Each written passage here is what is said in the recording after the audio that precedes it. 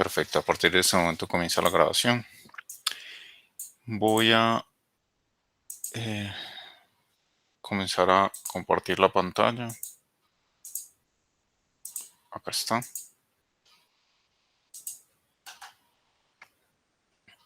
Perfecto.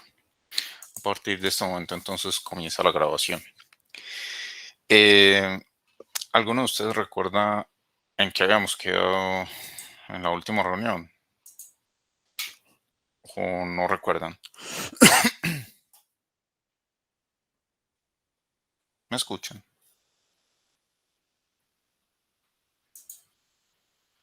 ¿Sí me están escuchando? ¿Alguien que me ponga? Sí. Y están viendo mi pantalla. Sí, señor. Vale, gracias.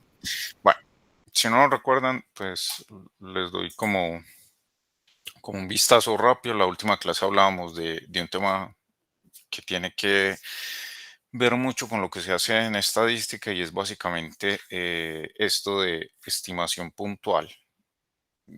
Cuando usted tiene una distribución y a esa distribución se le asocia un parámetro o un vector de parámetros, pues uno lo que quiere es tomar una muestra aleatoria y saber, digamos que cuáles valores se pueden aproximar a ese parámetro o vector de parámetros desconocido. Entonces, en este caso, hablábamos de esta notación, así vamos a anotar un vector aleatorio y así vamos a anotar a las observaciones de ese vector aleatorio. Voy a pasar rápido porque esto ya se los expliqué en la reunión pasada. Entonces, un estimador puntual en este caso va a ser cualquier función de una muestra aleatoria. Y digamos que hay una diferencia entre estimador y estimación.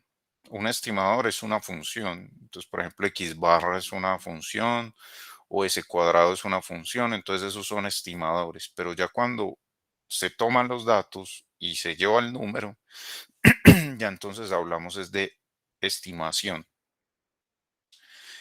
Para poder llegar a esos estimadores, y era una pregunta que hacían varios de sus compañeros en la última reunión, ¿cómo es que se llegan a esas fórmulas? ¿Cómo es que uno sabe que la fórmula, si estos son temas ya del segundo parcial, cómo es que uno sabe que la fórmula, por ejemplo, de x barra está de esta manera? Acá, por ejemplo, hasta xn dividido n. Digamos que ya uno ha escuchado muchas veces esto de promedie, promedie, promedie, pero ¿por qué se llega a ese promedio y cómo es que se obtienen este tipo de fórmulas? Pues acá entonces uno lo que presenta en este curso es algo que se llaman métodos de estimación. Entonces esto ya se lo había comentado la clase o la reunión pasada, voy a hablarles del método de los momentos. También existe otro método que yo creo que los va a perseguir hasta el final, ya cuando ustedes se pensionen, es el método de máxima verosimilitud.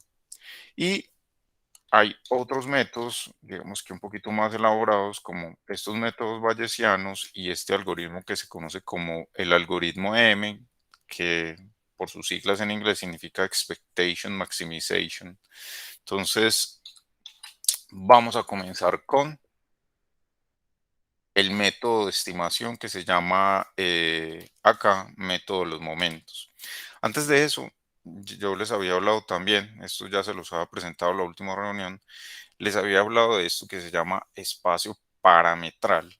¿Qué es el espacio parametral? Pues el conjunto de posibles valores que pueden tomar los parámetros desconocidos.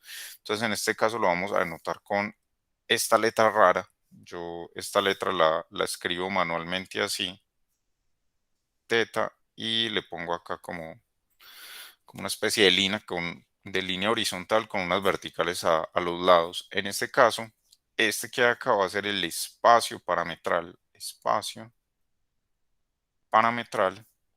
y este espacio parametral pues es donde se van a mover los parámetros.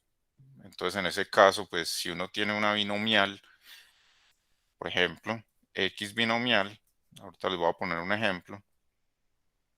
Entonces, decía Ronald en la última clase, como depende de n y de p, Entonces uno se imagina pues que los naturales se van a mover en el conjunto, perdón, el n se va a mover en el conjunto de los números naturales y p, obviamente en este caso, se tiene que mover entre 0 y 1. Ese sería el espacio parametral, sería el cruce de estos dos conjuntos.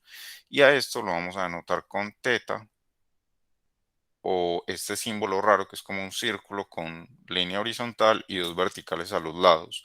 Este es el que nosotros vamos a conocer como espacio parametral.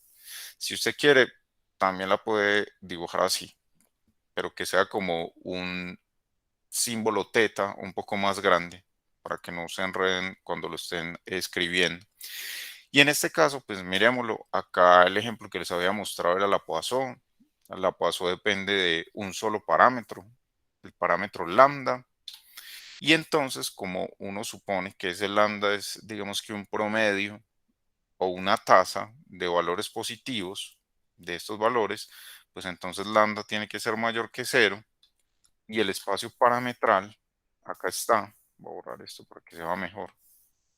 El espacio parametral está dado por el conjunto de los números reales positivos. Entonces, miren que ahí, yo prefiero escribirlo acá manualmente también para que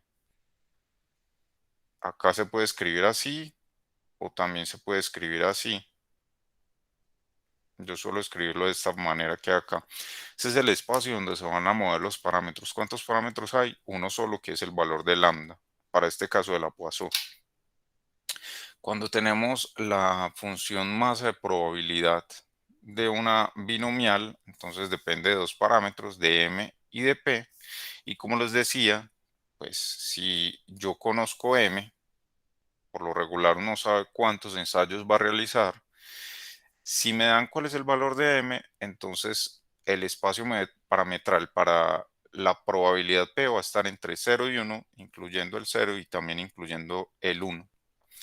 Para una gama, que es esta que hay acá, nosotros tenemos que el teta o el vector de parámetros se corresponde con alfa y beta. Recuerden que esta es la notación de transpuesta. Y entonces en este caso, como siempre se asumió que alfa y beta eran mayores que cero, entonces el espacio parametral es este conjunto que hay acá. Esto está contenido en R2. Acá está. Es decir, esta notación que hay acá, voy a escribirla, voy a hacer el gráfico acá. Esa notación decimos que está contenida en R2 por esto. Voy a ponerlo de color negro. Acá está, acá está. Y si yo grafico acá los valores que puede tomar alfa y los valores que puede tomar beta, entonces esta notación del espacio parametral igual a 0, más infinito, cruz 0, más infinito, está contenido en el conjunto de los números reales R2 o los reales al cuadrado de R2, porque todos los valores que puede tomar se comprenden acá, en todo este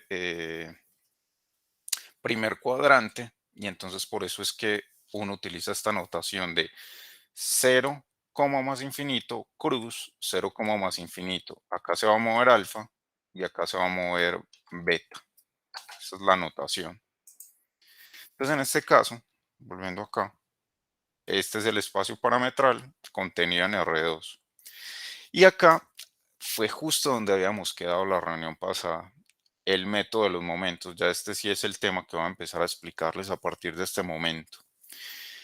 Yo les había mencionado que el método de los momentos consistía precisamente en esto, en los momentos de orden J.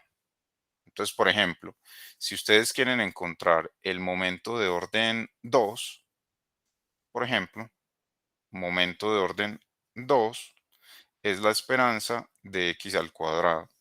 El momento, voy a ponerlo acá, momento de orden 2. Asimismo, como uno encuentra el momento de orden 2, pues puede encontrar cualquier momento. Por ejemplo, 5, este ya sería el momento de orden 5. ¿Por qué se necesita o para qué, digamos que uno podría utilizar estos momentos? Por lo siguiente, miren, si teóricamente uno sabe cuál es la esperanza, por ejemplo, de x o la esperanza de x al cuadrado o la esperanza de x al cubo, como nosotros verificamos el promedio de los x a la j por la ley de los grandes, la ley de los grandes números, esto que acá converge en probabilidad a estos momentos que hay acá. Entonces, por ejemplo, cuando usted, voy a borrar acá, cuando usted tiene, por ejemplo, esto, la sumatoria desde i igual 1 hasta n de x y a la 3 por ejemplo, y esto lo divide por 1/n, ¿esto a qué va a converger en probabilidad? Es decir, cuando el n se incrementa, esto se va a parecer mucho, esta cantidad que hay acá se va a parecer mucho, o la probabilidad de que se acerque mucho va a ser igual a 1. Y entonces en este caso, a lo que se va a aproximar bastante es a la esperanza de x a la 3. Miren que acá la potencia que usted tenga acá de los valores de la muestra que esté promediando es lo mismo que usted tiene que tener acá. Y este se suele conocer como, o se suele denotar a veces como el momento m sub 3 o momento de orden 3. En eso es que, digamos que se basa este método de los momentos y es más fácil de utilizar de lo que ustedes se imaginan. Mírenlo acá. El proceso, digamos que si usted tiene que estimar un parámetro o dos parámetros o tres parámetros, pues empieza a plantear estas ecuaciones que hay acá. Plantea este sistema de ecuaciones. Y ese sistema de ecuaciones, pues consiste básicamente en promediar los valores de la muestra, estos que hay acá, estos valores que le dan de la muestra aleatoria, y los iguala a lo que usted conoce como la esperanza de x a la j. Entonces, por eso es que yo les decía tanto en probabilidad y les he insistido desde el comienzo de este curso que tengan una tabla con el resumen de los valores de la media, de la varianza de todas las distribuciones. ¿Por qué? Pues precisamente porque si el método de los momentos consiste en igualar estos promedios a estas esperanzas, entonces necesitamos conocer teóricamente quiénes son estos valores de acá, que hay acá. Ya no le demos más vueltas y vamos a un ejemplo. En este caso, vamos a suponer que nosotros tenemos una muestra aleatoria acá de una variable aleatoria con esta función densidad de probabilidad. Esta es la función densidad de probabilidad de qué variable aleatoria. ¿Qué tipo de Uniforme, variable? ¿Cómo? Perdón, Jefferson. uniforme. Exactamente, esto es una uniforme entre cero y teta. La uniforme en este caso, miren que solamente depende de este parámetro que hay acá. Generalmente depende de dos, de A y de B. Pero en este caso depende solo de beta, entonces, perdón, de teta. Entonces, en este caso la X, como dice Jefferson, tiene una distribución uniforme, voy a ponerla acá, uniforme, 0, teta. Y este parámetro teta es el que nosotros tenemos que encontrar o estimar. Solo depende de un parámetro, en este caso de teta. Como necesitamos encontrarlo, entonces empezamos a utilizar el método de los momentos. ¿Qué nos dice el método de los momentos? Que usted puede calcular la esperanza de orden 1 y la esperanza de orden 1, o simplemente la esperanza de x, es igual a teta medios. ¿Por qué? Pues porque si usted tiene que x tiene distribución uniforme a, b, entonces la esperanza de x es igual a más b sobre 2. En este caso, como tenemos que a es igual a 0 y b es igual a teta, entonces la esperanza nos quedará como teta medios. Y por otra parte, nosotros tenemos que, por la ley débil de los grandes números, x barra converge en probabilidad a la esperanza de x. Entonces, en ese caso, tendríamos que el momento de orden 1, este método me dice que es igual o lo puedo igualar al promedio de las x. Esto escrito con la fórmula que aparece atrás se puede ver de esta manera. sumatoria desde igual 1 hasta n de los xi a la 1 sobre n, lo voy a igualar a la esperanza de x a la 1. Esa es la fórmula que se aplica en este caso. Y esto de la izquierda sería el promedio, que depende de n, y lo de la derecha sería teta medios. Entonces, en este caso, yo sé que el estimador de los momentos, o estimador de momentos de teta, va a ser igual a 2 veces x sub n barra. Este es el estimador. Acá ya le podemos poner un gorro. Ese es el estimador de teta, 2 veces el promedio. Y miren que ya obtuve una fórmula para estimar a teta. Entonces, lo único que tengo que hacer es, deme cuáles son los valores de la muestra aleatoria y yo ahí le estimo, por el método de la estimación el método de los momentos, le estimo quién es teta. En este caso sería 2 veces x barra. Acá algo que hay que tener en cuenta es que si esto converge en probabilidad teta medios, entonces multiplico por 2 a ambos lados, no se va a afectar esto y me queda que 2 veces x barra converge en probabilidad a teta. Ahí entonces aplico el método de los momentos, que es lo que les hice hace un momento, y despejo quién es teta gorro. Teta gorro sería 2 veces esta sumatoria, o sea, 2 veces x barra. Ese sería el estimado. Ahora les pregunto algo. En este caso, ¿por qué no planteo la otra ecuación? Es necesario plantear esta otra, que 1 sobre n sumatoria desde i igual 1 hasta n de los xi al cuadrado converge en probabilidad a la esperanza de x al cuadrado. ¿Será necesario plantear esta o no es necesario? ¿Por qué sí No, o por profe, qué no? porque solo depende de un parámetro. Exactamente. Entonces miren que uno plantea tantas ecuaciones como parámetros necesita, tal como dice Jefferson. Este ejemplo es muy sencillo, es digamos que muy fácil. Y miren que nos lleva a una fórmula para los estimadores. Entonces, por ejemplo, veamos este que hay acá. ¿Cómo procederían ustedes en este caso para estimar beta? ¿Y qué distribución es esta? Una exponencial. En este caso, esta es la FDP de una exponencial. ¿Cómo procederían ustedes para estimar el parámetro, el único parámetro que hay, que es beta? ¿Cuál sería el procedimiento?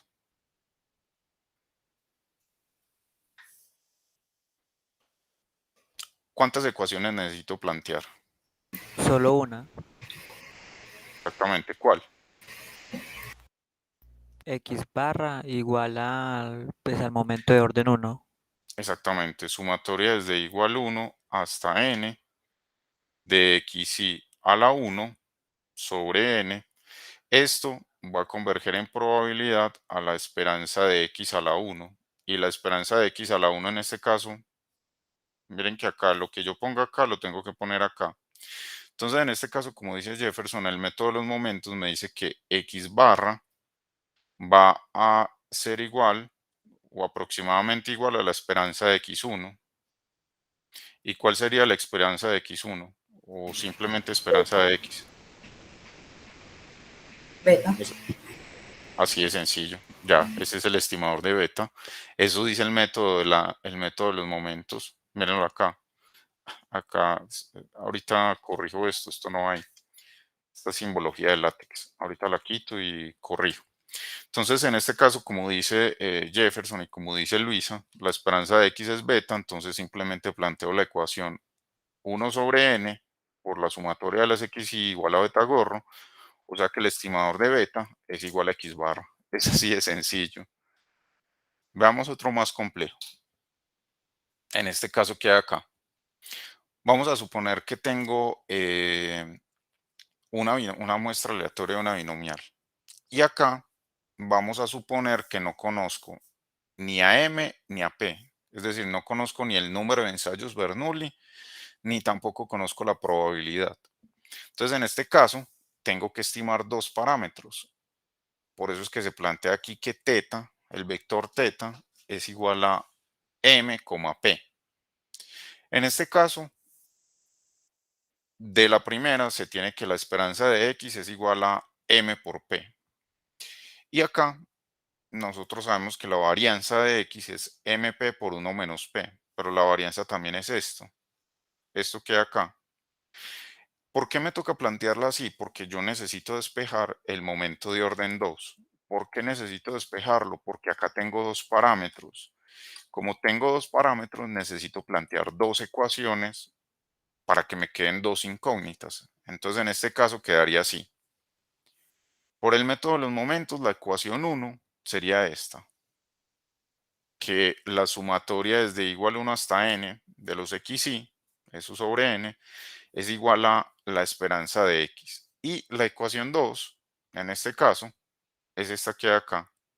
La sumatoria desde igual 1 hasta n de los xy al cuadrado converge a estas dos cosas que hay acá. Bueno, de hecho, acá se plantea esta y esta sería la varianza. Yo les pregunto, en este caso, ¿por qué me queda así? ¿Por qué puedo plantear esas ecuaciones de esta manera? Esta se parece a esta y esta que hay acá adentro se parece a esta que hay acá. Y acá ya reemplazo de una vez por los parámetros que necesito estimar. Miren que cuando yo planteo las ecuaciones del método de los momentos, ya no sigue dejando la m la p, sino que les aparece un gorrito. Ese gorrito significa que ya esos son los estimadores del método de los momentos. Entonces, en este caso, para todos es claro de dónde salió esta primera ecuación y la segunda, esta que yo denoto como 1 y 2. Sí, profe. ¿Y no les parece muy fácil, Luisa? Este método no es muy fácil, Luisa. Sí, la verdad, sí. Sí, no. Uh, pues esto sí está siendo como más sencillo para el segundo parcial, pero el primero, qué horror. De entender. Pero tranquila, Luisa, que pues, le prometo que esto se va a complicar un poquito más. No, mentiras. Pero este es tema para el segundo parcial. Es tema para el segundo parcial, esto que les estoy explicando. Y como les digo, este que hay acá se estima con este que hay acá.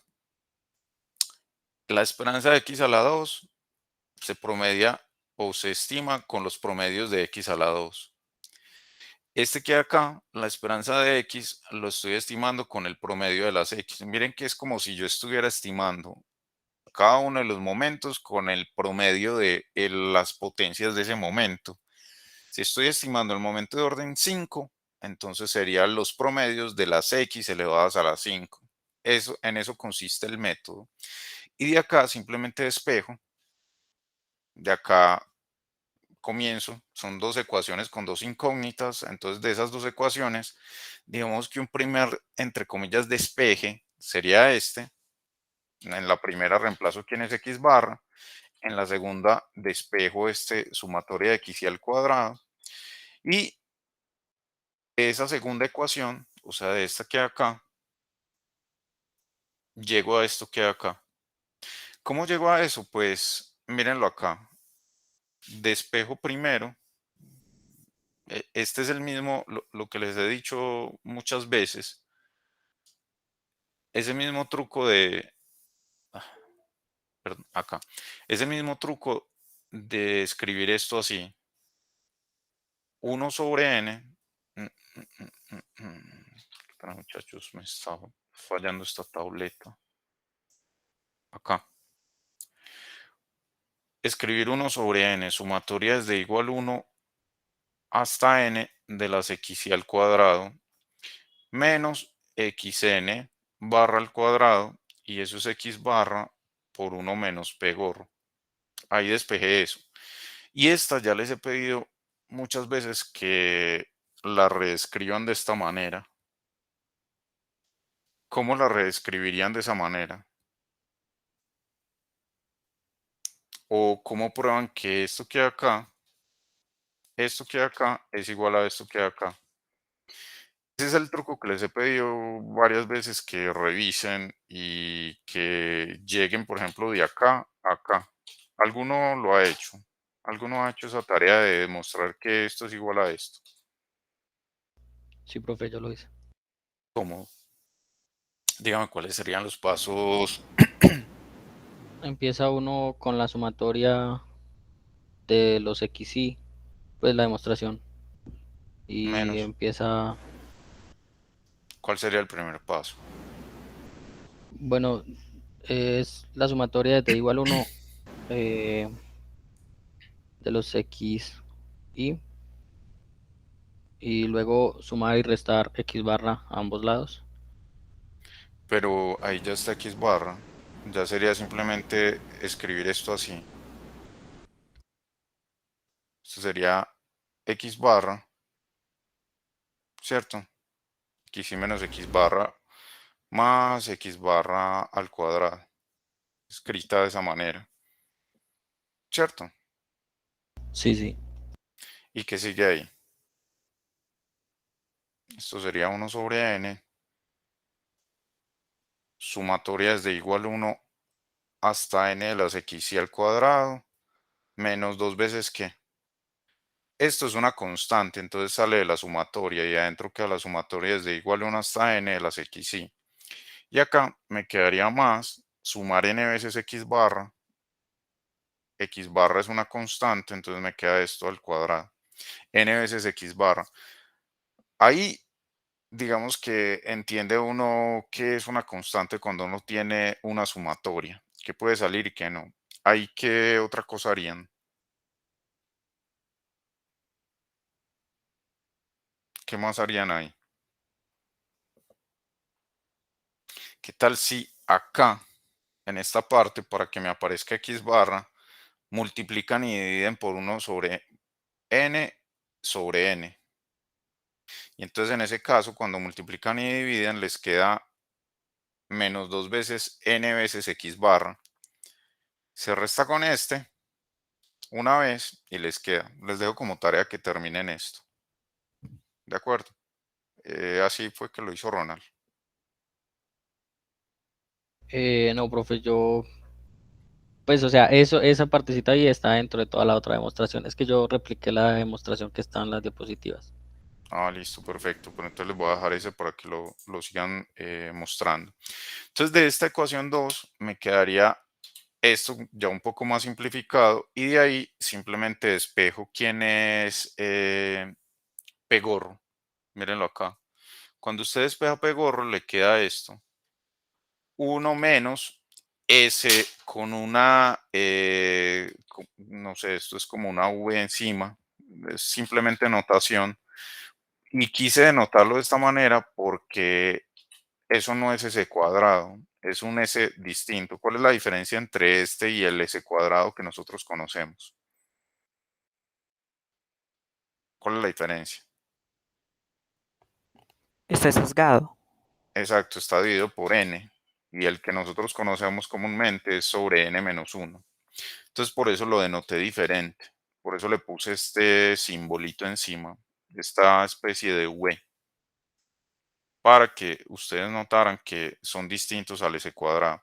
Entonces de ahí despejo quién es Pegorro y luego reemplazo en esta ecuación y despejo quién es M gorro. Mírenlo acá. Ahí se tiene, reemplazando en la ecuación 1, tengo M gorro. En este caso, noten que primero M gorro puede dar un número distinto a un entero. Eso podría pasar. Y lo otro, que es lo que hay acá, lo otro es que por la forma en la que está escrito Pegorro, esto podría dar negativo. Nos podría dar un valor negativo. ¿Eso qué significa? Eso significa que los estimadores de momentos de P gorro y de M gorro no necesariamente nos van a dar buenos estimadores. ¿Por qué? Porque no necesariamente este nos va a dar un número entero, ni tampoco nos va a dar un número positivo. Esto puede dar negativo fácilmente. Y lo otro es que la probabilidad P gorro también nos puede dar o un número negativo o un número mayor a 1. Entonces los estimadores de momentos para P gorro y M gorro, en este caso no funcionan bien. Lamentablemente no funcionan bien. Y eso es lo que yo tengo acá en esta nota. En esta nota digo que ni P gorro ni M gorro pueden con esas fórmulas garantizar que se mantengan en el espacio parametral. ¿Y cuál era el espacio parametral? Este que hay acá. Que P estuviera entre 0 y 1 y M estuviera en los números naturales. Entonces hay que tener cuidado con estos estimadores de momentos porque no necesariamente tienen buenas propiedades. Este, por ejemplo, me da dos fórmulas, pero esas dos fórmulas podrían no funcionar, me podrían llevar a un error teórico. Entonces hay que tener cuidado con eso. ¿Qué pasa? Les hago la pregunta, ¿qué pasa, por ejemplo, si ustedes reemplazan, es decir, hacen el muestreo, toman los datos o valores, reemplazan en estas fórmulas y les da una probabilidad negativa? ¿Ustedes qué harían? Mirar otra alternativa, ¿Qué pues, harían? para encontrar ese estimador que tiene sentido. Exactamente, exactamente, exactamente, mirar alternativas. ¿A qué se refiere Ronald con alternativas? Pues que hay otros métodos para estimar parámetros. En este caso, el método de los momentos, como decía Luisa, es más fácil, es solamente plantear ecuaciones y despejar, pero nos puede llevar a ecuaciones que no necesariamente tienen sentido desde el punto de vista teórico. Entonces, por eso es que es muy importante que ustedes tengan en cuenta esto, el espacio parametral. No se trata solo de encontrar fórmulas y fórmulas, sino de que esas fórmulas sí funcionan desde el punto de vista teórico. Si ustedes se relajan con eso y le dejan a un computador, como se suele hacer hoy en día con eso de Big Data y analítica y demás, y usted deja que un computador sea quien tome las decisiones sin tener en cuenta la teoría por detrás, ese computador puede llevar a errores teóricos muy grandes.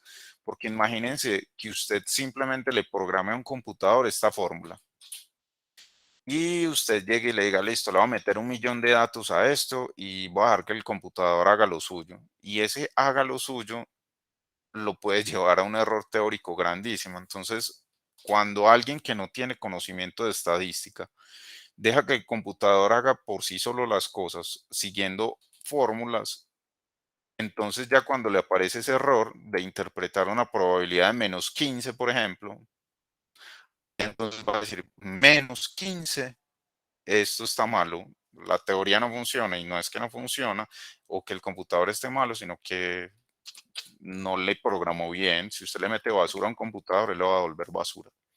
Tengan en cuenta eso. Vemos acá, acá hay un ejemplo con datos. Miren a lo que me refiero con esto. Acá tengo un vector de valores. Estos ya serían el X minúscula. Mírenlo acá. Este sería el vectorcito pequeño, X minúscula. Y estos ya son valores. Son valores observados. Valores observados.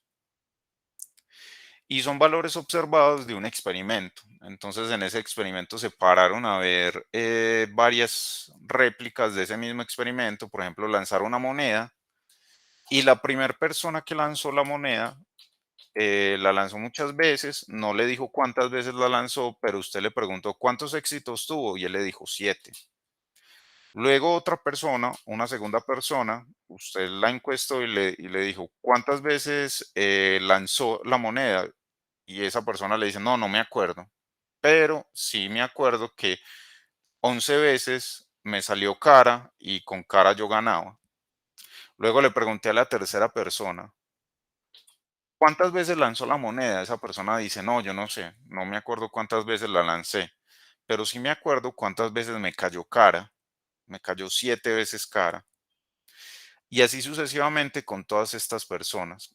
Acá, para no tener que contar estos números, para no tener 1, 2, 3, 4, 5, etcétera. Eso lo puede contar uno con la función length. Length lo que me dice es cuál es la longitud de un vector.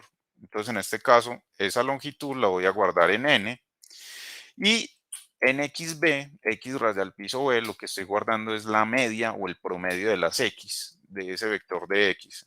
Entonces este sería el que nosotros llamamos el x barra sub n muestral. Acá calculo el s sub n al cuadrado. Miren que lo que hice fue calcular esta fórmula. La varianza está dividida por n menos 1. Entonces multiplico esa varianza por n menos 1 y luego divido por n para replicar el s gorrito al cuadrado. Para todos es claro por qué tuve que multiplicar la varianza por n menos 1 y dividir por n. Para replicar porque recuerden que este es el que está dividido por n. Y acá lo que hago es calcular la probabilidad estimada con la fórmula que nosotros encontramos, nos da que es igual a 0.55, y acá encuentro el m estimado con la fórmula que nosotros obtuvimos anteriormente y me dice que es igual a 12.12. Recuerden que cada vez que usted estima un tamaño de muestra, lo puede redondear por encima. Entonces en este caso lo puede redondear a 13. Es decir, el estimador es 13 y en este caso el estimador de P-gorro es aproximadamente 0.56. Si es claro para todos cómo es que funcionan esas fórmulas y la diferencia entre tener una estimación y tener un estimador. ¿Este que acá es un estimador o una estimación? Una estimación. Exactamente, ya son números, son valores numéricos como tal. ¿De acuerdo? Y también es claro cuando les planteo en este problema que van donde muchas personas y le preguntan, ¿cuántas veces lanzó la moneda? No me acuerdo. Ese no me acuerdo nos lleva a tener que estimar cuál fue el número de lanzamientos aproximadamente que se hicieron en digamos que en este muestreo de una binomial. Hagan de cuenta que el experimento consiste en decirles a las personas, vea, lance una moneda muchas veces durante un minuto y cuente cuántas veces le cayó cara. Entonces puede que una persona lance 15 veces, otra lance 12, otra lance 7 y en cada caso cuenta cuántas caras hay. Ahí no conocemos cuál es el número de lanzamientos. Aquí nos tocó aproximarlo, es aproximadamente 13, pero además de eso podemos estimar quién es la probabilidad. La probabilidad de que caiga cara es aproximadamente de 0.56, el valor estimado. Preguntas con respecto a esto. ¿Todo es muy claro o todo es muy oscuro? ¿Qué me dicen ustedes? ¿Sí se entiende este ejemplo numérico? Sí, profe, pues hasta ahora todo claro. Sí, profe. Ujú. Sí, profe, sospechosamente claro. Listo, hagamos otro. Acá, ¿cómo encontrarían ustedes? Les voy a dar este como ejercicio ya, para que lo hagan ya. ¿Cómo encontrarían ustedes el estimador de alfa y beta en una gama? Les voy a dar 10 minutos para que lo hagan. No, 5 minutos. Son las 8:40. Les voy a dar hasta las 8:45 para que hagan este. Háganlo, por favor. Encuentren los estimadores de momentos de alfa y de beta para una gama.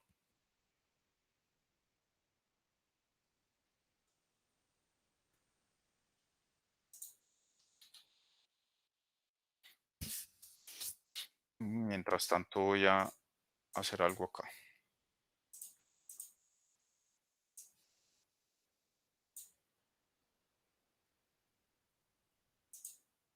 Para todos es claro lo que tienen que hacer. Inténtalo y enseguida lo hacemos. A ver.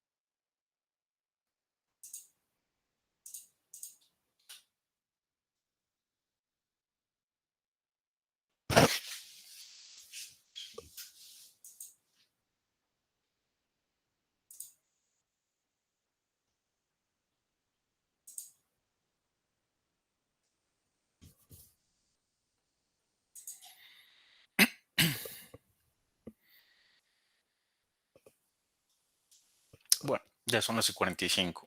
¿Alguien lo planteó?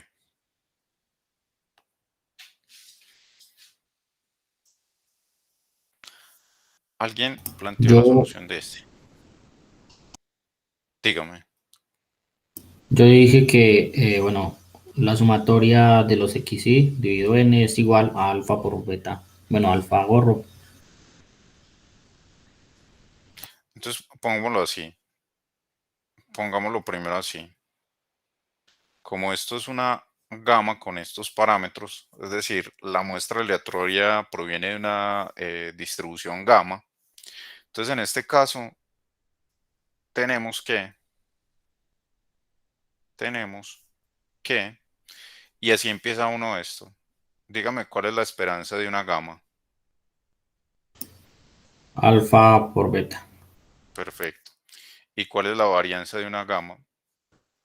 Alfa por beta cuadrado. Miren, en este caso yo sé que tengo que plantear dos ecuaciones porque hay dos incógnitas. Si hubiesen otra incógnita u otro parámetro, necesito plantear la esperanza de x al cubo. Acá planteo solamente la esperanza y la varianza. ¿Y por qué planteo solo la esperanza y la varianza? Pues porque solo hay alfa y beta. Y lo otro es esto.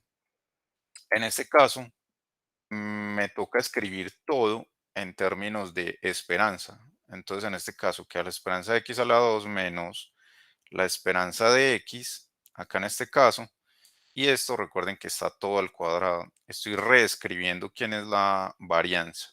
Entonces ahí tengo las dos ecuaciones. Ahora, ¿cómo se plantea el método de los momentos? Este primero que hay acá, me toca reescribirlo en términos de promedios de orden 1. Este que hay acá en promedios de orden 2 y este también en promedios de orden 1. Entonces, en este caso, planteo el método de los momentos, me dice que esto es igual a la sumatoria desde igual 1 hasta n de los xy elevado a la 1 sobre n. Y esto ya transforma todo en alfagorro y betagorro. Una vez que yo planteo las ecuaciones del método de los momentos, tiene que ponerle gorro a alfa y a beta porque ya son estimadores. Y acá la misma cosa, este lo transformo en sumatoria desde igual 1 hasta n de los xy, pero estos al cuadrado. Y esto lo planteo también así, como sumatoria desde igual 1 hasta n de los xy y esto sobre n elevado al cuadrado y acá alfa gorro y acá beta gorro. Entonces, ¿cuáles son los estimadores? Pues me quedarían en este caso las ecuaciones x barra o x sub n barra igual a alfa gorro por beta gorro. Acá esta no le puedo hacer mayor cosa, me quedaría 1 sobre n sumatoria desde igual 1 hasta n de los xy al cuadrado y este sería menos x sub n barra al cuadrado. ¿Está? Y esto sería alfa gorro y beta gorro al cuadrado. ¿Cómo harían ustedes para seguir con el procedimiento? Ya esta sería la ecuación 1 y esta sería la ecuación 2. De ahí, de esas dos ecuaciones, despejen quién es alfa gorro y quién es beta gorro. ¿Alguno lo despejó?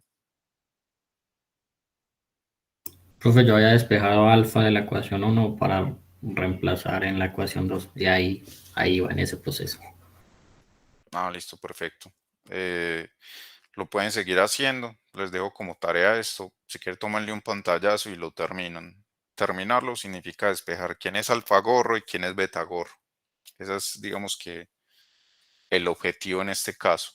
Preguntas con respecto a este método de los momentos. ¿Sigue siendo fácil? ¿No es fácil?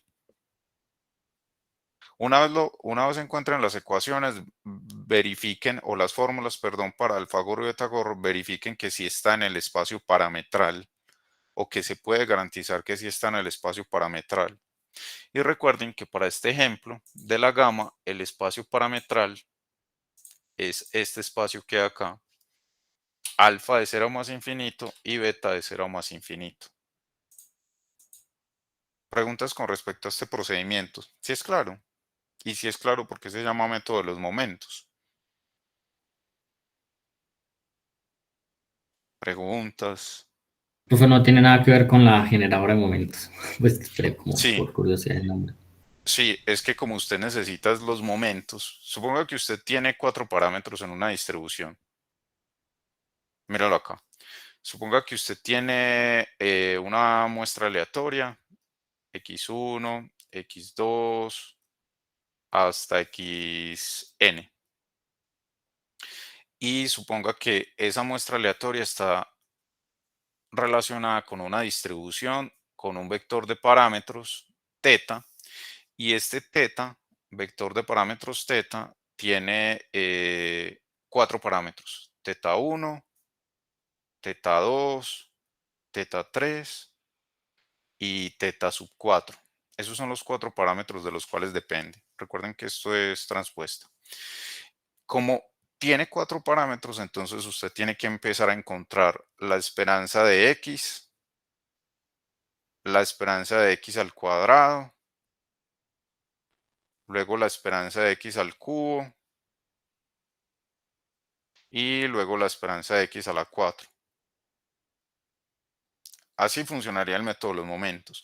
Entonces, como necesita encontrar este y este, digamos que la forma más efectiva para no tener que calcular la esperanza de x al cubo por definición, la esperanza de x a la 2 por definición, lo ideal sería tener una generadora de esos momentos. Y recuerden que la generadora de esos momentos está por esta fórmula que se encuentra como la esperanza de e a la tx.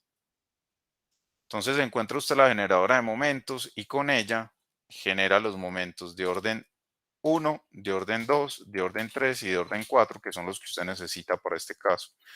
Sí, es claro que existe una relación. ¿O cuál es la relación? Sí, sí, profe. No. Sí, este tipo de ejercicios, o sea, tiene que ser usted muy de malas para que le toque despejar 4 ecuaciones con 4 incógnitas. Tiene que ser muy de malas. Pues en un parcial, pero en la vida real puede que sí, aunque no es tan usual tener una distribución con tantos parámetros. Eso no es muy usual, a no ser que esté trabajando con un problema multivariado o algo así. ¿Más preguntas? Si es clara esta aclaración, a la pregunta que me hacía Ronald. Les dio muy duro el fin de semana con puente. Entraron desanimados. Sí, No, no, no, profe, animados con todas las ganas, hombre. pues, pero a ver, solo habla usted, Jefferson y Luis. Los demás. A ver, voy a Profe, escoger es a alguien que acá. algunos acabamos de salir de parcial, entonces estamos ahí. Pasmados. Ay, Mariana dice que está enferma. ¿Qué le dio Mariana? Gripa. O algo más maluco que gripa. No se sabe aún, puede ser COVID. Ah, bueno, puede ser algo más fuerte. Bueno, espero que se mejore Mariana y que no sea nada muy maluco.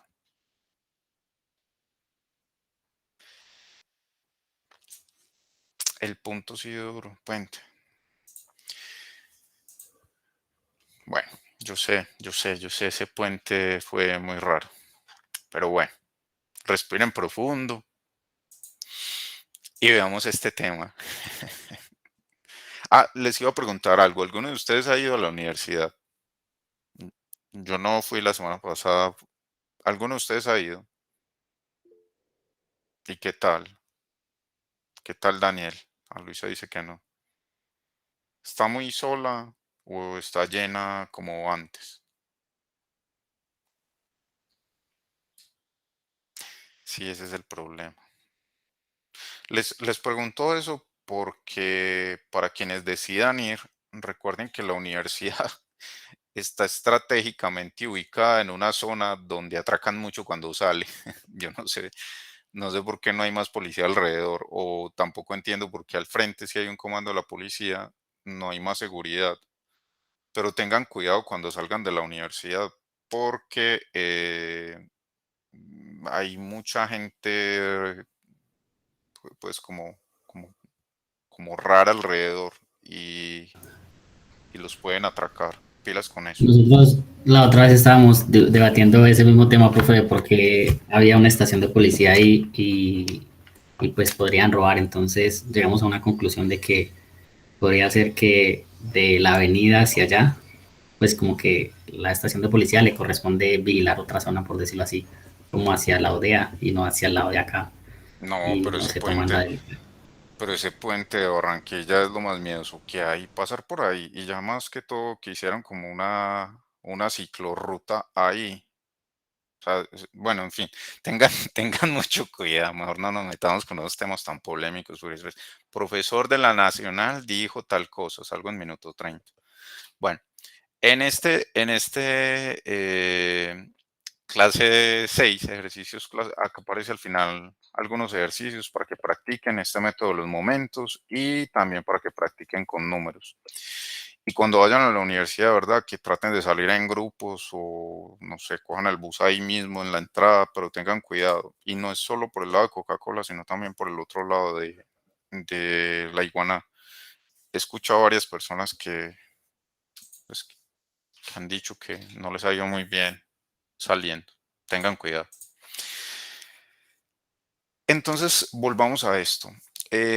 Con respecto a los métodos de estimación, ese método de los momentos es casi que el más básico y no necesariamente es el mejor.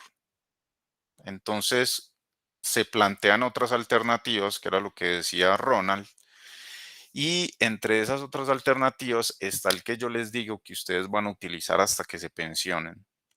Se llama método de máxima verosimilitud. Se usa para casi todo. Cada vez que usted plantea un modelo nuevo, el método de estimación es máxima verosimilitud. Cuando usted ve que generalizan algún modelo, método de estimación, máxima verosimilitud. Este es uno de los más utilizados a lo largo de toda la historia de la estadística, desde que se descubrió, desde que se planteó.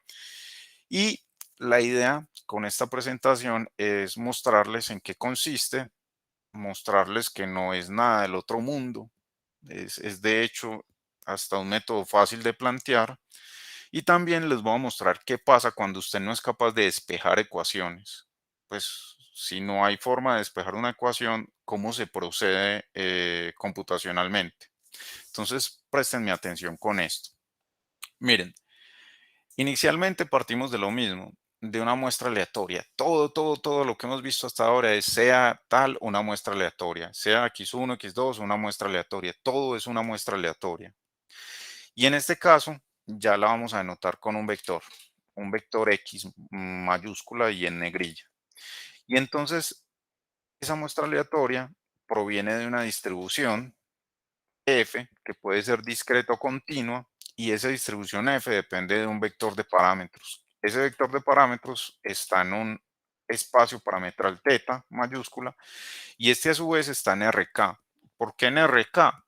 Porque usted puede tener k parámetros. Puede tener un parámetro solamente, entonces estaría en R1. Puede tener dos parámetros y entonces estaría en R2, como en el caso de la gama. Entonces ese K se relaciona con el número de parámetros que usted tenga en el vector teta. En este caso, vamos a trabajar directamente con la distribución conjunta. Miren que yo no sé si lo alcanzan a notar, pero esta X que hay acá es distinta a esta X que hay acá. Esta X que hay acá es la conjunta y esta que hay acá es la distribución solamente de la variable. Si uno escribiera esto a mano, sería algo así como f de x dado el vector de parámetros teta, sería esta primera que hay acá, y la otra, esta que hay acá, yo la escribiría manualmente de esta forma, x dado teta, así. Miren que en este caso le estoy poniendo dos rayas acá, o recuerden que también cuando es un vector le pueden poner una virgulilla debajo. Entonces en este caso, la conjunta vamos a suponer que depende también de teta y tiene todo el sentido. Depende solo del vector de parámetros teta. ¿Qué es lo que se busca con el método de máxima verosimilitud? Es esto, cuantificar la probabilidad de observar la muestra que en efecto se observó. Es decir, usted va y toma una muestra de datos y cuando usted se pregunta si esa muestra fue poco probable o muy probable o más o menos probable, ahí lo que está planteando de fondo es el método de máxima verosimilitud. Mejor dicho, usted va y toma unos datos y después de que usted toma esos datos le va a entrar como un montón le van a entrar nervios. Y esos nervios son, ¿será que esa muestra que yo tomé si la tomé bien? ¿Será que esa muestra es tipo representativa? ¿Será que existe alta probabilidad de que si yo repito el muestreo tome una muestra parecida a la que acaba de identificar? Entonces, en ese caso, se puede traducir eso también, eso que está en negrilla, de esta otra forma. Suponga que usted tiene dos vectores o dos valores que puede tomar teta, en este caso teta 1 y teta 2. Y la pregunta es, en este caso, después de que yo tome la muestra, ¿cómo hago para saber cuál de los dos, teta 1 o teta 2, representa más a la muestra que yo acabo de obtener? Representa más la X. En este caso, la X está de color azul, los valores, y el vector muestra aleatoria está en mayúscula y en negrilla y está denotada de esta manera. Aquí la respuesta está dada con este cociente. Usted tiene dos vectores, teta 1 y teta 2, o dos estimaciones de ese vector, teta 1 y teta 2, los que están de color rojo, y usted va a comparar con cuál de los dos, con teta 1 o con teta 2, con cuál de ellos dos es más probable que ocurra esta muestra que hay acá. Para saber cuál de los dos es más probable, entonces vamos a utilizar este cociente. F de x dado teta 1 sobre f de x dado teta 2. Mire que cuando usted cambia teta 1 por teta 2, ahí la distribución cambia. ¿Por qué? Porque la distribución f depende de teta y si usted dice que tiene una normal con media 3 y varianza 5, es distinto a una normal con media 8 y varianza 2. Los parámetros cambian la distribución. Es la misma distribución, pero con parámetros distintos. Y entonces en este caso, para compararlo, lo vamos a comparar con 1. Este cociente lo vamos a comparar con 1. Miren el caso de la discreta. Recuerden que en el caso de la continua no se puede interpretar la F, la densidad, como una probabilidad, pero en el caso de la discreta sí. Y entonces cuando usted está hablando de una distribución discreta, esta, vamos a suponer que estamos hablando, por ejemplo, de una Poisson o de una binomial. En ese caso, este cociente de distribuciones se traduce a este cociente de probabilidades. ¿Cuál es la probabilidad de que yo tome mi muestra, dado que el vector de parámetros es teta 1, sobre cuál es la probabilidad de que yo tome mi muestra y me dé el vector de color azul, dado que mi vector de parámetros es teta 2? Entonces, en este caso, cuando comparamos eso con 1, como les dije, pongo este cociente mayor a 1 y acá obtengo esta desigualdad. En esa desigualdad, ¿yo qué veo? Yo veo que la probabilidad de volver a o de tomar esa muestra de color azul es mayor cuando teta es igual a teta 1 que cuando teta es igual a teta 2. Esa es la interpretación que hay ahí. Y recuerden que esto, digamos que en el lenguaje común va con ese miedo que uno tiene cuando ahí y le pagan por hacer un experimento o ahí toma las muestras y después de que uno toma los valores, uno dice: "Ah, ¿será que la embarré? ¿Será que sí tomé bien los datos? ¿Será que si yo vuelvo a tomar la muestra va a ser parecida a la que acabo de tomar?". Entonces, digamos que eso teóricamente se plantea desde esto. la probabilidad de que yo tome mi muestra dado teta 1, ¿será que es mayor a la probabilidad de tomar esa muestra dado un teta 2? En este caso, eso le da pie a, perdón, acá es un igual, ahorita lo corrijo y lo amonto. Aquí es un igual, esto es un igual.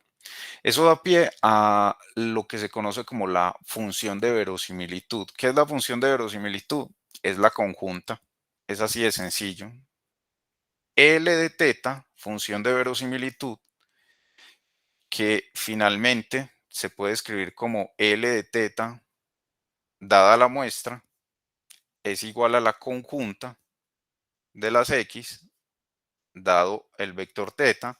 Y como yo tengo un conjunto de variables aleatorias que son independientes, entonces la conjunta pues no es más que el producto de las marginales. Esta es la función de verosimilitud. Finalmente se resume en eso. Cada vez que le pidan a uno calcular la función de verosimilitud es igual al producto de las marginales. Y si ustedes se fijan, en este caso, como es el producto de unas funciones de densidad de probabilidad, entonces la verosimilitud es siempre mayor o igual a 0. Siempre es no negativo, mayor o igual a 0. Y la cosa es que a veces es muy difícil trabajar directamente con esta función que hay acá, con la verosimilitud, porque me da expresiones muy complejas a veces. Entonces se suele trabajar, en vez de la verosimilitud directamente, se suele trabajar con el logaritmo de la verosimilitud, que se denota de esta manera, como una L minúscula en función de teta. Y esa L minúscula es el logaritmo natural de la verosimilitud. En este caso, cuando la verosimilitud es igual a 0, como logaritmo natural de 0 no existe, entonces por definición se define como menos infinito. Eso es simplemente como una convención matemática. Acá, miren lo que pasa con la función de verosimilitud. Con la función de verosimilitud pasa esto. Cuando yo tengo que es más probable que ocurra la muestra con teta 1 que cuando ocurra con teta 2, como estamos en el caso discreto, o sea, les estoy poniendo este ejemplo para entender un poco mejor la definición, pero para el caso continuo es algo parecido, solo que las funciones de densidad no se interpretan como probabilidades, sino como densidades. Entonces, en este caso, miren que esta y esta son las definiciones de función de verosimilitud. Esta sería la verosimilitud evaluada en teta 1 y esta sería la verosimilitud evaluada en teta 2. Entonces, cuando es más probable que ocurra la muestra con teta 1 a que ocurra con teta 2, eso es equivalente a decir que la verosimilitud es mayor con teta 1 que con teta 2. Es decir, que sea más probable con teta 1 que con teta 2 es equivalente a decir que la verosimilitud es mayor con teta 1 que con teta 2. ¿Qué significa eso de verosímil? La palabra verosímil tiene de sinónimos y los sinónimos son probable o creíble. Entonces, miren, es más probable o creíble que la muestra vuelva a ocurrir idéntica a la que acabo de tomar si el parámetro es teta 1 en lugar de teta 2. Por eso es que el método se llama método de máxima verosimilitud, porque yo necesito encontrar un valor de teta que sea mayor o que me lleve una verosimilitud mayor que con los demás tetas. Es decir, necesito maximizar la verosimilitud, porque si yo encuentro la máxima verosimilitud, esa máxima verosimilitud se puede interpretar como el valor de teta que lleva a que la muestra sea lo más probable posible. Yo sé que es muy enredado como se los estoy planteando, porque les estoy hablando de muchas cosas al mismo tiempo, pero van a ver que a medida que hagan los ejercicios va a quedar cada vez más claro qué significa eso de máxima verosimilitud y van a ver que es un método supremamente sencillo.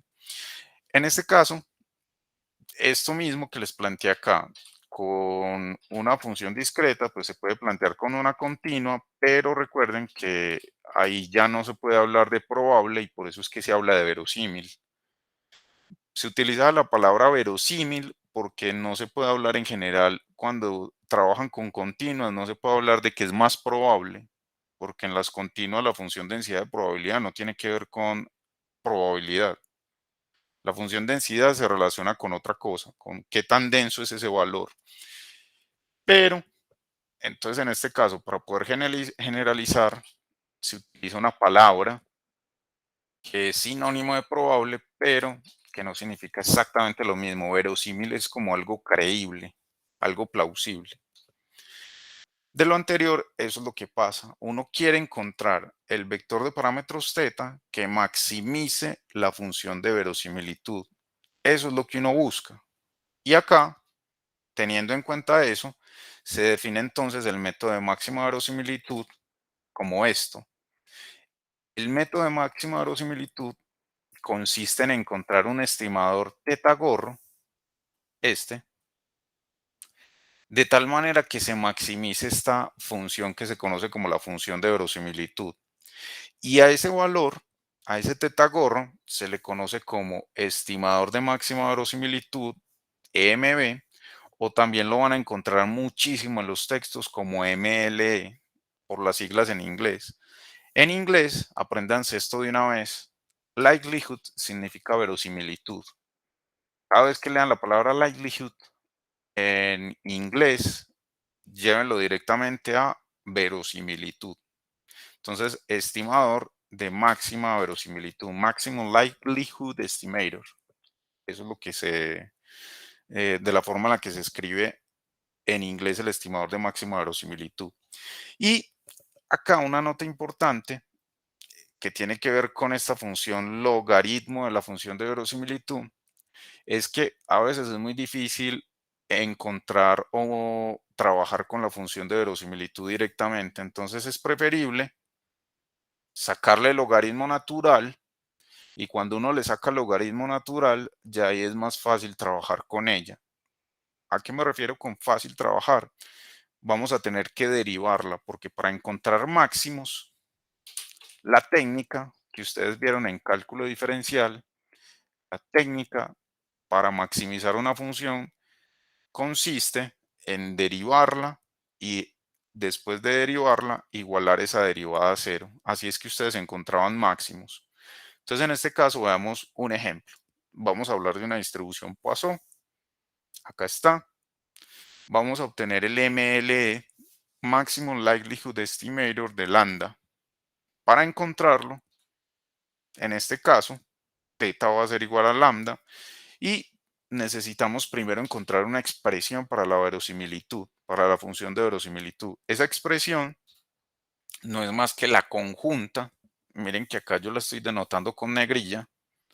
Esto se denota como P del vector X dado lambda. Miren que esto es un vector, si quieren lo denotan con una tilde por debajo, una curvita. Y en este caso, eso es igual al producto de las marginales. El producto de las marginales, después de que uno reemplaza cuál es la función densidad, perdón, la función masa de probabilidad de la Poisson, me queda esta expresión. Y después de que me queda esa expresión, pues simplificando, esta productoria me queda de esta manera. En este caso, ¿cómo hago para encontrar el lambda que maximiza esta expresión que hay acá? Usted se imagina derivar directamente esto con respecto a lambda. ¿Alguno sabe derivar esto directamente con respecto a lambda para maximizar esto? Como es tan difícil, entonces se utiliza el truco, que aparecía acá, el truco de tomar logaritmo natural. ¿Por qué? Porque maximizar una función es equivalente a maximizar el logaritmo de esa función. ¿Por qué? Porque el logaritmo natural es una función continua y hay un resultado en cálculo diferencial que me dice que si usted quiere maximizar esta función es equivalente a maximizar el logaritmo natural de esa función.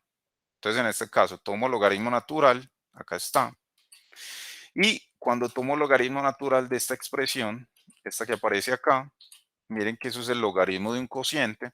El logaritmo de un cociente es la resta del logaritmo de arriba menos el logaritmo de abajo.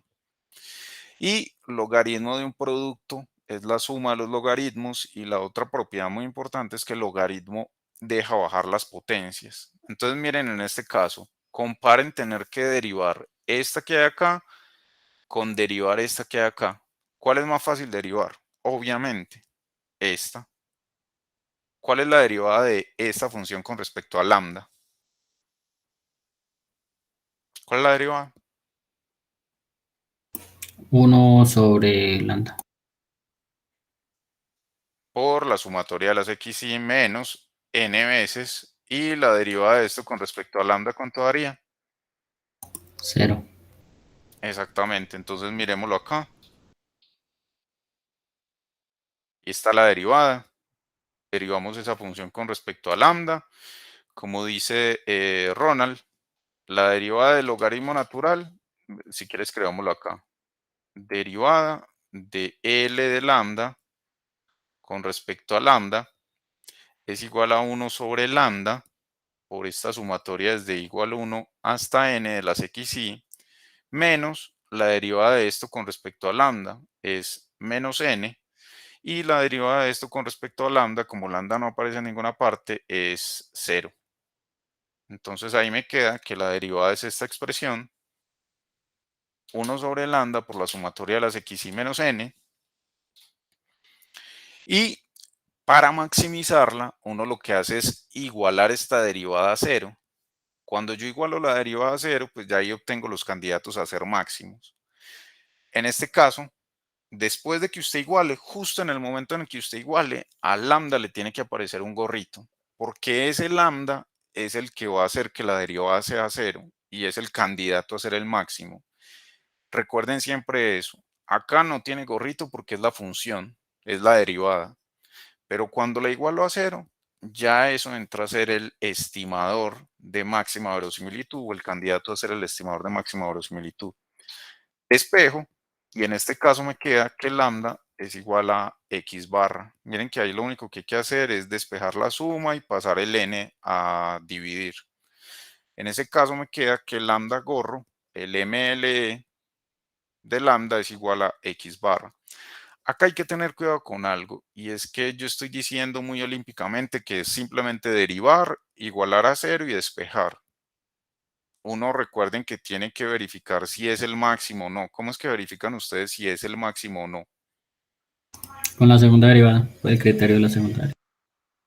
Exactamente, entonces habría que hacerlo así, o sea, derivar 2 veces y mirar eso. Yo no les voy a pedir que lo hagan, pero ustedes saben que cuando están maximizando una función, el criterio de maximización le dice derive igual a 0. Cuando deriva igual a 0, usted lo que encuentra es candidatos a hacer el máximo global, entonces, o simplemente hacer el máximo, un máximo local, perdón. Entonces ahí tienen que volver a derivar, yo no lo hice acá, derivar esta otra vez y ver si la segunda derivada es mayor a 0 o menor a 0, que es lo que dice Ronald. ¿De acuerdo? ¿Qué podemos concluir con esto? Que cuando ustedes evalúan con el estimador de máxima verosimilitud igual a x barra, esto es mayor o igual que L de otro teta. Es decir, x barra es el valor que hace más probable que una muestra se repita si yo la vuelvo a aplicar, que se repita la misma muestra. O dicho de otra manera, x barra es el que hace que la verosimilitud sea más grande comparado con otros posibles valores que tome teta. Si es más o menos claro. Si es claro, ¿por qué se llama método de máxima verosimilitud? ¿Qué me dicen ustedes? Preguntas. Si es claro, ¿por qué se llama máxima verosimilitud? Si es claro todo esto que había acá. Ya queda un poquito Sí, más profe. claro, nada. Sí, Sí. sí, es claro. Profe, una pregunta. O sea, que cualquier cosa que se pueda estimar por mínimos cuadrados se puede también estimar por máxima verosimilitud. No necesariamente, mejor dicho, sí, sí, pero no se pueden mezclar las dos cosas.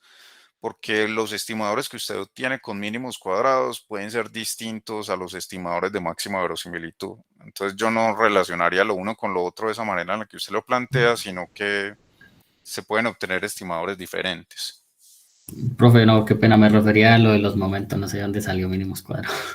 Ah, momentos, sí. Si usted obtiene una fórmula con el método de los momentos, es decir, estimadores con el método de los momentos, pues también lo puede obtener con esta. ¿De acuerdo? ¿Cuál puede ser el único momento donde no? Pues que la verosimilitud sea no tenga máximo, pero de todas maneras hay alternativas ahí. ¿De acuerdo? Listo, profe, sí. Ujú. Lisa, ¿sigue siendo fácil este método o no? Pues, Sí, listo, entendible, bien. no tan fácil como el otro.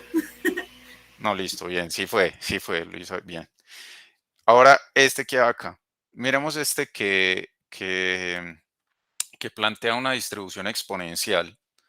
En este caso, me piden que obtenga el estimador de máxima verosimilitud de beta. Entonces, en este caso, la misma cosa. Cada vez que le pidan a usted encontrar estimadores de máxima verosimilitud, no se complique. Es simplemente esto. Por eso no lo quiero complicar obteniendo segundas derivadas ni nada de eso, porque el método de máxima verosimilitud en esencia es muy sencillo. Siempre es así. Plantee la función de verosimilitud. ¿Cuál es la función de verosimilitud? La conjunta.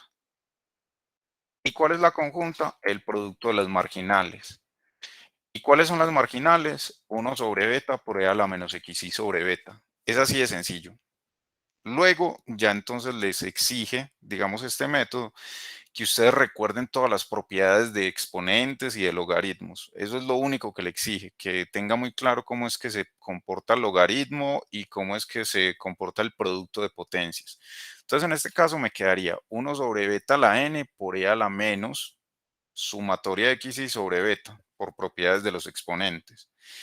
Y en este caso, si usted quiere, maximiza esta función directamente.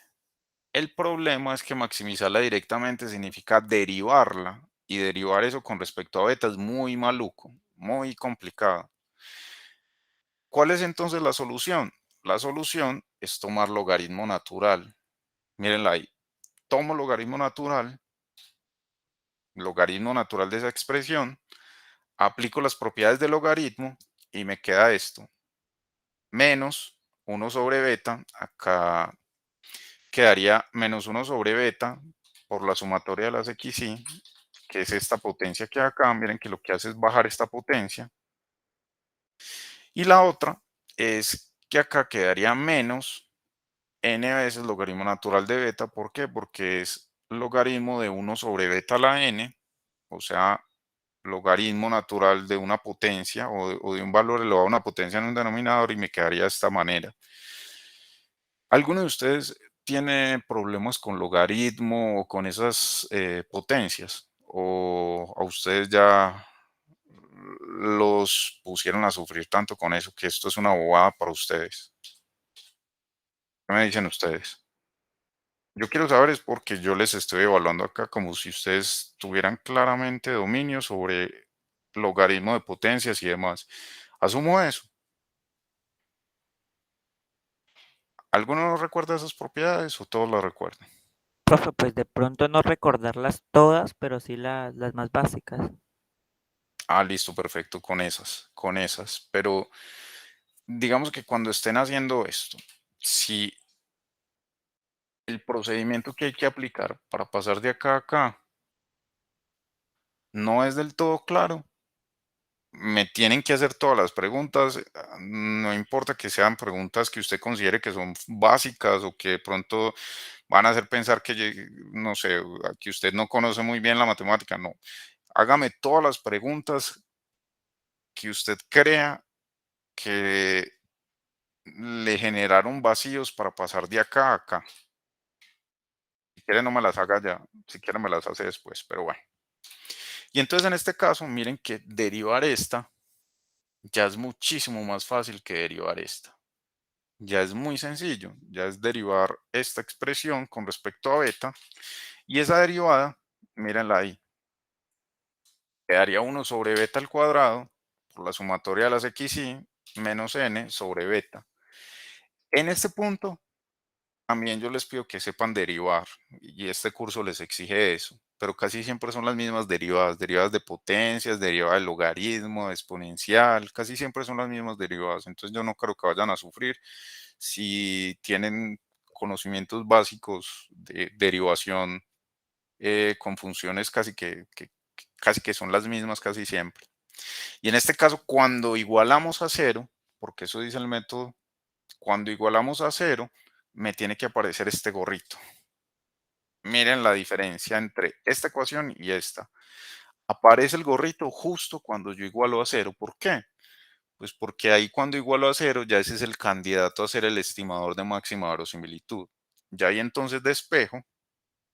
Y cuando despejo, me doy cuenta que beta gorro es igual a x barra.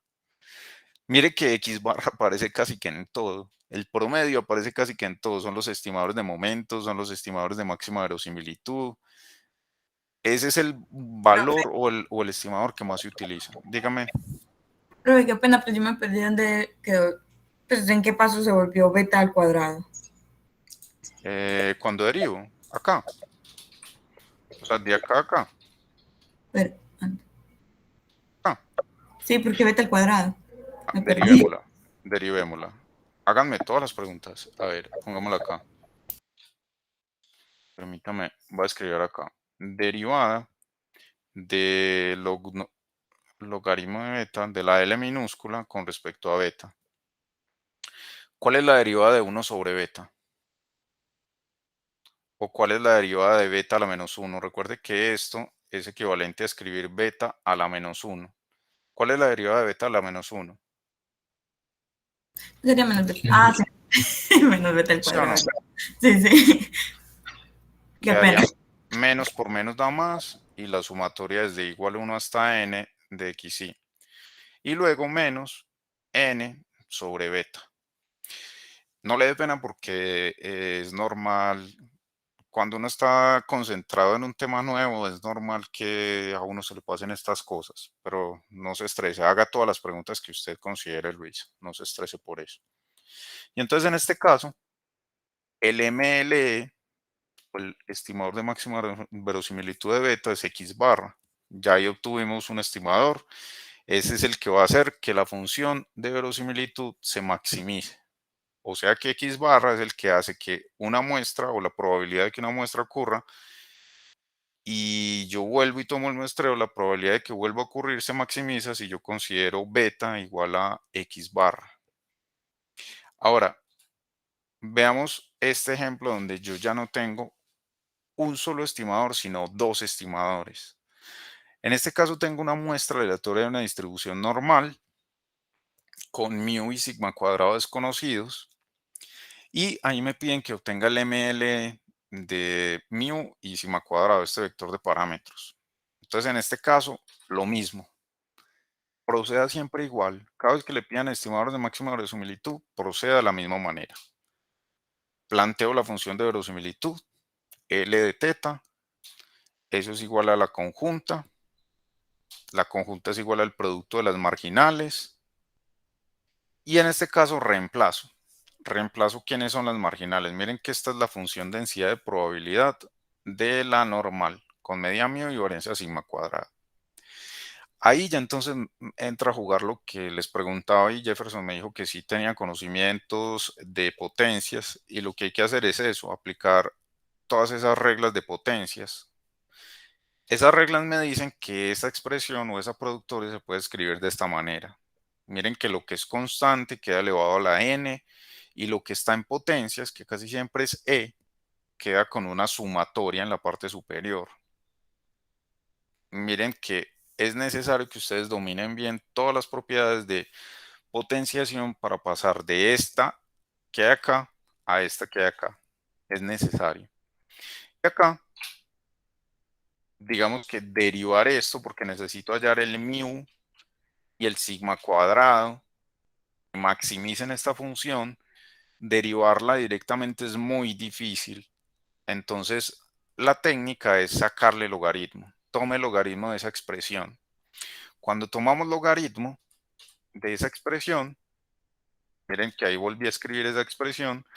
Hay que tener en cuenta que el logaritmo de un producto es la suma de los logaritmos, qué pasa con las potencias, baja las potencias, etcétera. Entonces me quedaría esta expresión. Y ya esta sí es muchísimo más fácil derivarla con respecto a sigma y con respecto a mu. ¿Por qué me toca derivarlas? Porque hay que maximizarla. Y como la voy a maximizar, entonces derivo parcialmente con respecto a mu y parcialmente con respecto a sigma cuadrado. No con respecto a sigma, sino a sigma cuadrado. Porque la variable o el parámetro es sigma cuadrado completo. Entonces, miren esto. Derivemos esto con respecto a mu. Derivar esto que hay acá con respecto a mu. Si ustedes se fijan, acá no aparece mu, entonces la derivada de esto con respecto a mu es 0. La de esto con respecto a mu también es 0, no aparece mu en ninguna parte. Y la derivada de esto con respecto a mu, acá sí aparece, entonces bajo el 2 y se cancela con este 2 de acá. Y luego multiplico por la derivada interna, y la derivada interna es menos 1. Entonces por eso es que queda menos por menos, da más. Y acá me queda 1 sobre sigma cuadrado. Miren que el 2 de abajo desaparece. Y queda xi menos mu, positivo. Y ahora necesito derivar parcialmente esto con respecto a sigma cuadrado. Entonces derivando esta me va a dar 0. Derivando esta me va a dar menos n sobre 2 por sigma cuadrado. O sea, logaritmo natural de sigma cuadrado, la derivada es 1 sobre sigma cuadrado. Y derivar esto que hay acá con respecto a sigma cuadrado, recuerden que sigma cuadrado es como si fuera una variable completa. No es sigma al cuadrado, sino sigma cuadrado, todo junto. Derivo esto y me queda lo mismo que vimos ahorita cuando Luisa nos preguntó por qué aparecía un beta al cuadrado, es la misma cosa. Quedaría menos por menos da más y quedaría sigma al cuadrado como variable elevado al cuadrado. Y esto que acá es una constante porque no contiene a sigma en ninguna parte, a sigma cuadrado. Ahí ya tuve dos ecuaciones con dos incógnitas. ¿Qué es lo que me toca hacer ahora? Igualar a 0 ambas ecuaciones. Cuando igualo a 0 ambas ecuaciones, la primera me queda de esta manera y miren que ya aparece el sigma cuadrado con gorro y el mío también con gorro. Esta es la primera ecuación. Sigma cuadrado con gorro y mu con gorro. Y la otra ecuación de esta que hay acá, también miren que aparece sigma cuadrado con gorro y mu con gorro. De esta primera paso a multiplicar esto al otro lado y se cancela con ese 0. Y de acá obtengo que mu gorro es igual a x barra. Esa es la primera. Y la otra, de esta otra ecuación, saco factor común sigma cuadrado, paso al otro lado y despejo el sigma cuadrado gorro y me queda esta expresión que hay acá. Miren que en este caso, como mu gorro, el estimador, es igual a x barra, simplemente lo reemplazo acá y me queda x barra. Y estos dos son los estimadores. Este es el estimador para mu y este es el estimador para sigma cuadrado. ¿Qué podemos decir de este estimador? Lo que dijo ahorita Jefferson. Este estimador es sesgado para sigma cuadrado. ¿Por qué? Porque está dividido por n y no por n menos 1. Entonces miren que el estimador de máxima verosimilitud, en este caso, tiene una propiedad que no es buena y es que es sesgado. Es sesgado con respecto a sigma cuadrado. Pero de resto funciona bien. Mírenlo acá. Estos dos son los estimadores de máxima verosimilitud de mu y de sigma cuadrado. Acá les voy a dejar a ustedes para que lo lean, pero la próxima clase retomo desde este ejemplo. Quiero que lean este ejemplo de la gama, el ejemplo 4. Lean este ejemplo muy bien porque acá se van a enfrentar a un problema y es que no siempre es tan fácil despejar las fórmulas cuando uno tiene las dos ecuaciones. Acá necesitamos encontrar el estimador de alfa y de beta de máxima verosimilitud. Pero el problema que nos vamos a enfrentar es que no es tan fácil despejar una de las dos variables en esa ecuación. Miren este método o esta presentación. Ustedes vean cómo es que se resuelve. Ya mismo las voy a subir al Moodle porque esta que se llaman clase 7 no está. Ya mismo la voy a subir. Preguntas. Luisa, ¿sigue fácil o ya se complicó peor? Ya se complicó. Gocé mis 3 segundos de felicidad. Ya no está tan fácil. No, pero por lo menos estoy entendiendo más conceptualmente. Bueno, por lo menos. Pero bueno, hay que hacer los ejercicios, estudiar esta parte, pero es muy sencilla. ¿Preguntas? ¿Más preguntas? Ya para terminar. Ninguna. Profe, yo sí tengo preguntas, pero no de la clase, Entonces, de otros puntos, ¿cuál? del primer parcial, de hecho. El primer parcial, ¿cuál? Dígame. ¿Qué pregunta tiene? Bueno, la primera pregunta, profe, es respecto a la demostración que habíamos planteado la otra vez en la asesoría. O sea, mi pregunta es, yo hice como, me devolví prácticamente, o sea, de lo que habíamos planteado, simplemente cogí eso y como si integrara y derivé, por decirlo así, de la demostración. Y lo tiene, o sea, lo puede compartir para mirar. No, profe, lo tengo en el cuaderno. Puede asistir ahorita a la asesoría a las 12 y comparte la foto. Vale, profe, sí, sí, yo creo que al final de la asesoría, como siempre. Profe, pero Sí, bueno, tengo otra pregunta también, creo que esa sí la sí. podemos resolver. Eh, Acá está. Respecto a la ley débil de los grandes números, mi pregunta es, ¿eso funciona para cualquier estimador? Es decir, por ejemplo, ahí nosotros la vimos que era como para X barra, pero eso funciona también para, no sé, por ejemplo, la varianza o otro estimado. No otro estimador, sino otro acá. Siempre se plantea es así. Permítame. La ley de los grandes números dice que la X, X, XN converge en probabilidad a mu, ¿cierto? Esto es lo que dice. Sí, profe. Pero mire que hoy lo utilizamos de esta manera. ¿Qué pasa si usted tiene, por ejemplo, x1 a la 3, x2 a la 3, x3 a la 3 y así sucesivamente la muestra? O sea, todas elevadas a la potencia. xn, esta es xn, la 3, y usted promedia estos valores, es decir, usted llega y toma las sumatorias de igual 1 hasta n de los xi al cubo y esto lo divide por n. ¿Esto a qué va a converger en probabilidad? Esto a lo que va a converger en probabilidad es a la esperanza de x a la 3. ¿Sí me hago entender? La ley de los grandes números está planteada así, donde esta que acá es la esperanza de la x. Pero también se puede interpretar de esta manera. El promedio de otras variables elevadas, por ejemplo, a la 3 o a la 4, van a converger en probabilidad a esta que hay acá. ¿Sí me hago entender, Ronald? Sí, profe. O sea, porque es que mi pregunta iba, es que si eso es verdad y eso se cumple, entonces yo siempre estaría garantizando convergencia en probabilidad para cualquier estimador, Mm, ¿no? Pues por la ley, no no necesariamente. necesariamente, no necesariamente, pero por ejemplo, ¿a qué converge esta sumatoria desde igual 1 hasta n de las xy al cuadrado? ¿Eso a qué converge en probabilidad? A, X la, barra al La cuadrado. esperanza.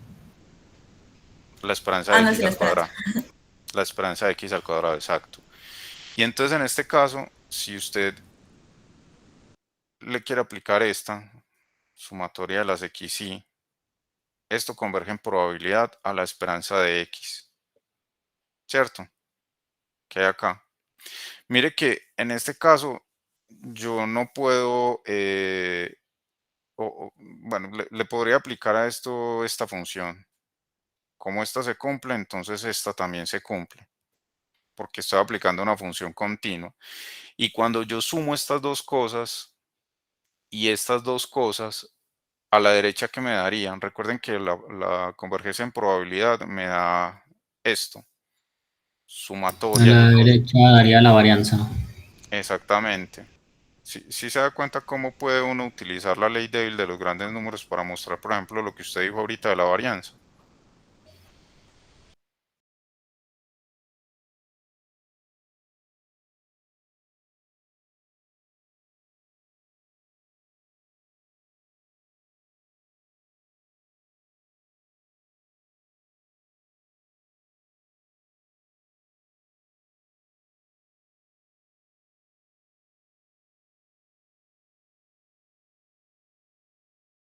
O lo que le estoy queriendo dar a entender en este caso es que no es por la ley débil de los grandes números que esta fórmula converge a este, sino que utilizando la ley débil de los grandes números y algunas de las demás propiedades de convergencia en probabilidad, usted puede probar muchas cosas. ¿Sí me hago entender? Siempre y cuando respete las reglas de la probabilidad. ¿Sí me hago entender, Ronald? Sí, sí, profe. O sea que la ley débil de los grandes números se cumple gracias a la convergencia en probabilidad. La ley débil de los grandes números es una propiedad que se plantea con convergencia en probabilidad y la fuerte también. Aunque Sí, la fuerza. la fuerte es con la convergencia casi segura.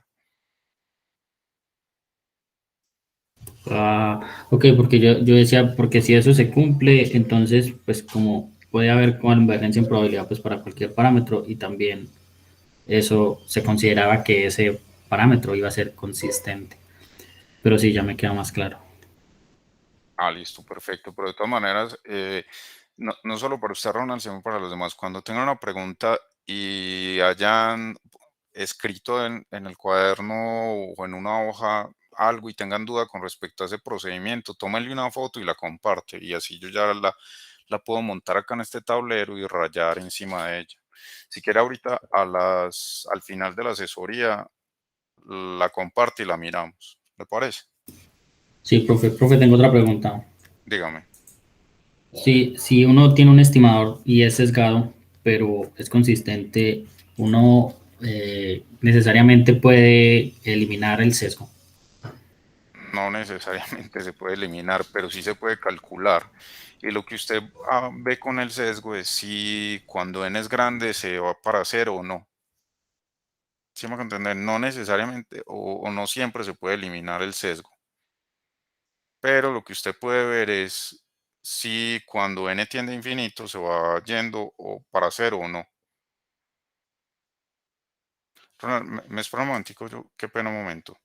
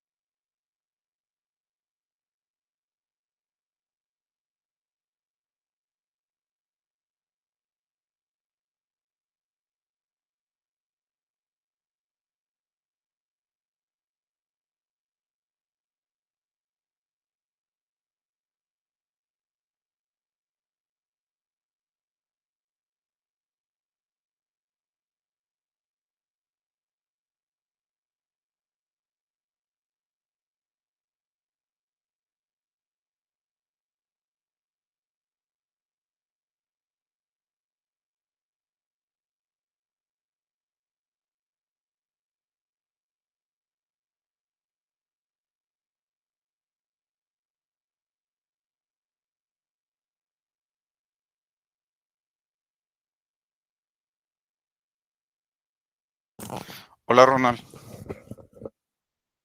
¿Me escucha? Hola, profe. Ujú. Sí, sí, lo Pena. escuchamos. Qué pena acá que me llamaron al celular, pero ¿qué otra pregunta tenía? Sobre el sesgo.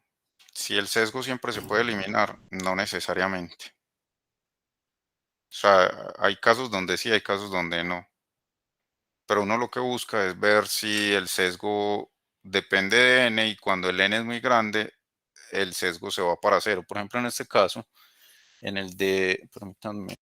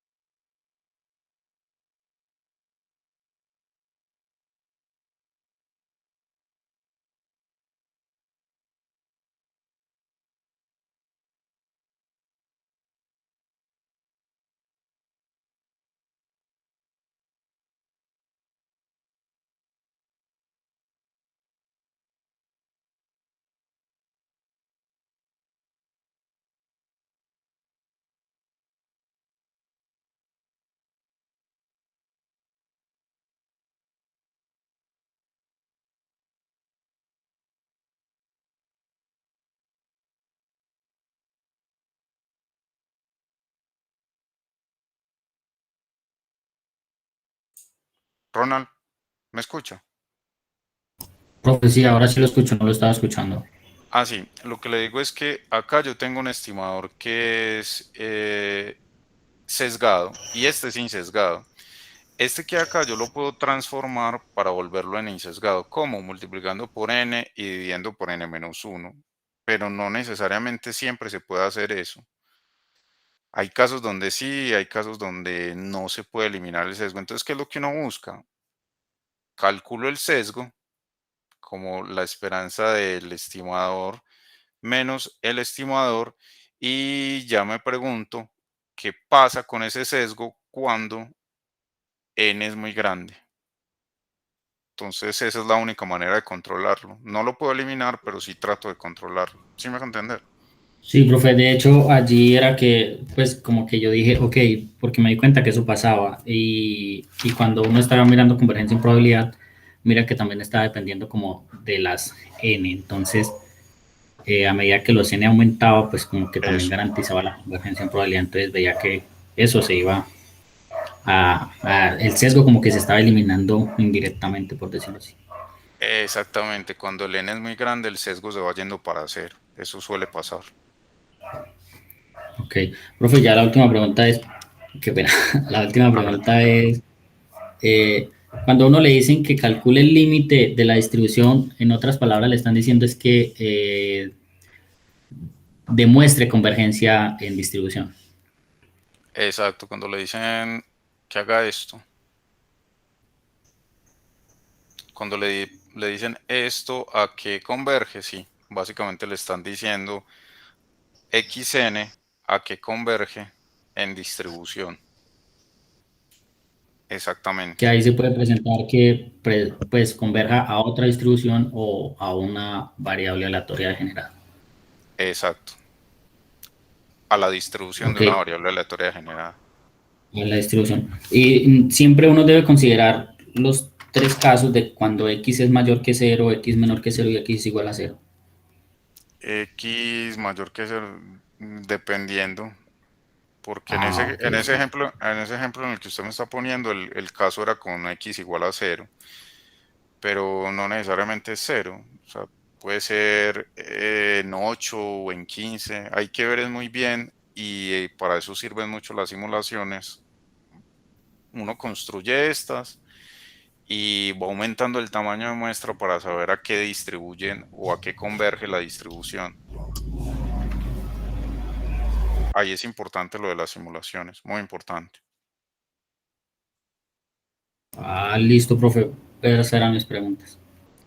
Gracias. Tranquilo, no, con todo gusto. Y si quiere entonces a la que me planteó, ahorita al final de la asesoría comparte su pantalla y la miramos. Listo. Perfecto, profe. Bueno, muchas gracias. Con gusto. ¿Alguien más tiene preguntas ya para cerrar? Recuerden que ahorita hay asesoría de 12 a 2. Bueno, voy acá a detener la grabación.